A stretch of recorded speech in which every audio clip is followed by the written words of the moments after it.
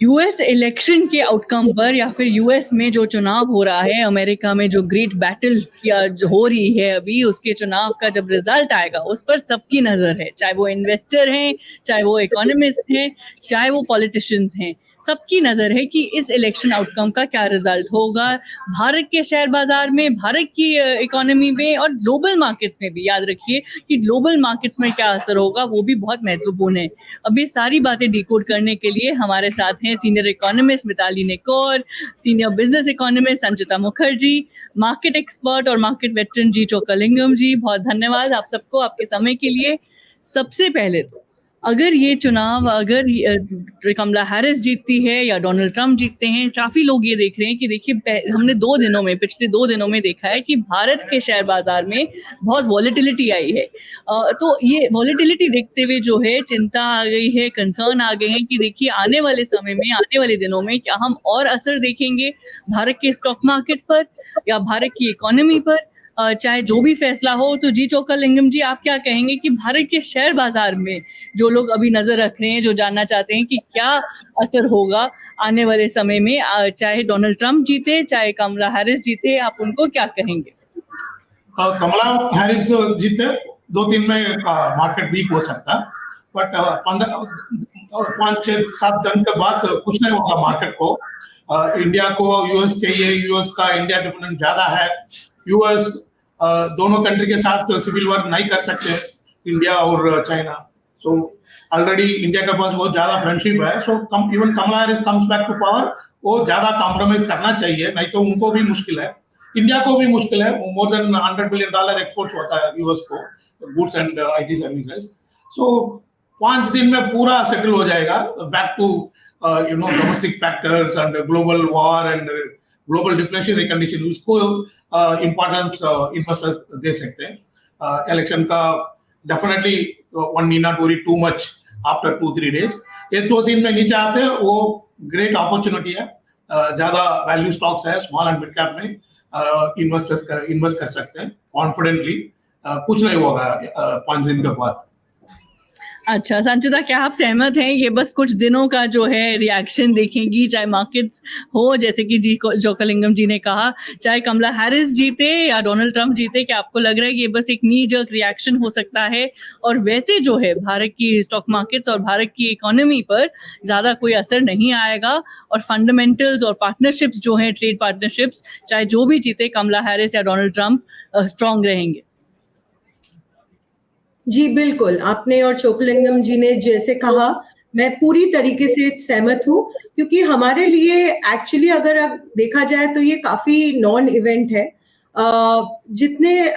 अगर आप trade policies देखोगे, अगर आप यूएस के स्ट्रेटेजिक पॉलिसी देखोगे with respect to India, military policy देखोगे, लास्ट मेनी इयर्स जो भी प्रेसिडेंट हो चुके हैं वो इंडिया को इग्नोर कर ही नहीं सकते। उल्टा मैं ये कहूंगी कि इंडिया के साथ बहुत बड़ा फ्रेंडशिप हुआ है यूएस का, बिकॉज इंडिया का जो अपनी स्ट्रेंथ है एज इकोनॉमी, वर्ल्ड में अभी कोई भी कंट्री उसको इग्नोर नहीं कर सकती। एक तो है स्ट्रेंथ और एक तो है हमारी जो जियोपॉलिटिकल डिप्लोमेसी जो हमने स्थापित किया है in terms of collaborating with different Nations, अलग अलग देशों के साथ ये जो कॉन्फ्लिक्ट हो रहा है इसमें पीस ब्रोकर करने में जो हमारा रोल रहा है, एट द सेम टाइम हमने जिस तरीके से डिप्लोमेटिकली हमारा अपना ऑयल बास्केट को मैनेज किया है थ्रू टफ टाइम्स, ये काफी क्रेडिट वर्दी है। सो यूएस में ट्रंप जीते या कमला हैरिस जीते, हमारा जो स्ट्रेटेजिक रिलेशनशिप है with respect to every sector, मान लीजिए आप मैन्युफैक्चरिंग ले लीजिए, आईटी भी ले लीजिए, रिन्यूएबल्स ले लीजिए, ट्रेडिशनल फॉसिल फ्यूल्स भी ले लीजिए, इन सब में कंसिस्टेंसी रहेगी। बिकॉज फैक्ट यही रहा है कि इंडिया में जो कंज्यूमिंग पॉपुलेशन है वो बहुत स्ट्रांग है, ग्रोथ बहुत स्ट्रांग है। यूरोप में उतना ग्रोथ है नहीं, चाइना में मैसिव ग्रोथ स्लो डाउन है। सो यूएस मतलब ये कहा जा रहा है जो भी प्रोटेक्शनिस्ट पॉलिसीज होंगे, अगर ट्रेड बैरियर्स होंगे, ये सब मैं मानती हूँ काफी इलेक्शनियरिंग के नॉइजेस होते हैं। एक्चुअली में असल में क्या होता है वो तो इलेक्शन के बाद ही पता चलेगा। बट मेरा ये मानना है कि जो भी प्रेसिडेंट है वो इंडिया के अगेंस्ट ज्यादातर कोई खास नेगेटिव पॉलिसी नहीं लाएंगे, क्योंकि हम काफी स्ट्रॉन्ग स्ट्रेटेजिक पार्टनर है यूएस के साथ। सेकेंडली, इंडियन मार्केट्स में जो ये वॉलेटिलिटी आई है, मेरा मानना है that has nothing to do with the US elections.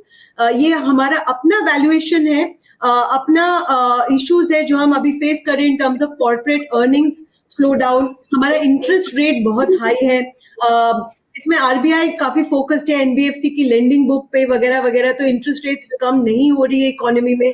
सो ये हमारा अपना इश्यूज है जो जिसकी वजह से वो मार्केट वॉलिटिलिटी हो रही है।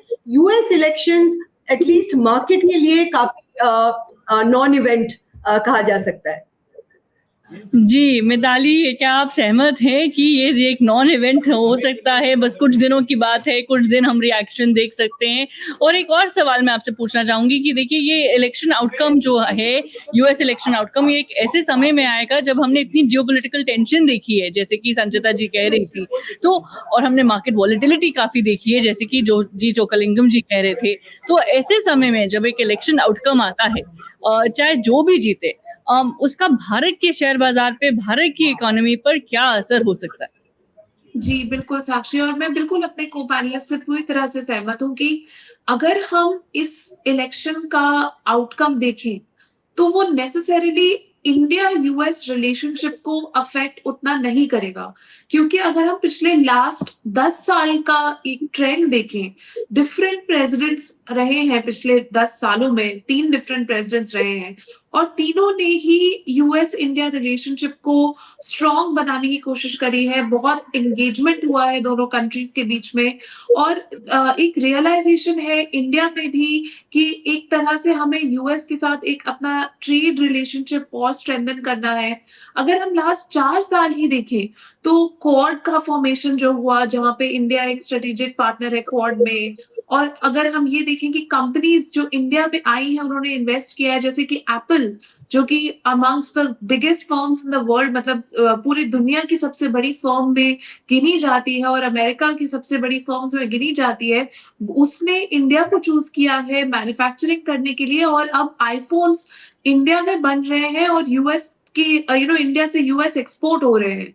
तो ये एक इन्वेस्टमेंट क्लाइमेट मैं कहती हूँ क्रिएट किया गया है यूएस में, इंडिया के एफर्ट्स की वजह से।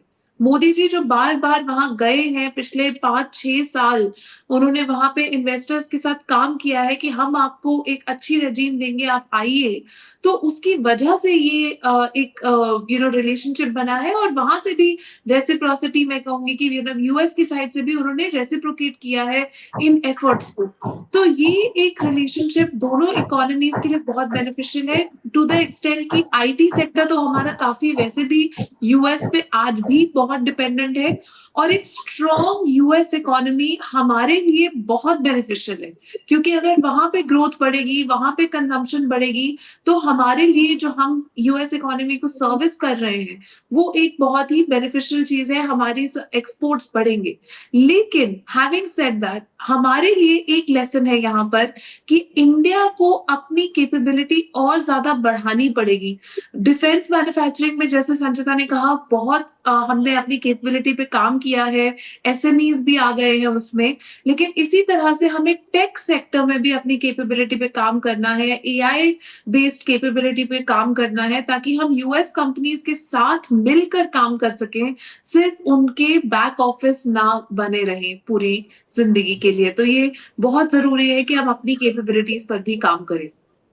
जी, बिल्कुल। बहुत-बहुत धन्यवाद आप सभी को, अपने थॉट्स जो हैं शेयर किए हमारे साथ, और यूएस इलेक्शन आउटकम पर बहुत ही सबकी नज़र रहेगी, और उसका जो असर होगा, जैसे कि आपने कहा, चाहे वो ग्लोबल मार्केट्स हो, ग्लोबल इकोनॉमी हो, या फिर भारत का शेयर बाज़ार और भारत की इकोनॉमी हो, उस पर भी हमारी नज़र रहेगी। बहुत धन्यवाद।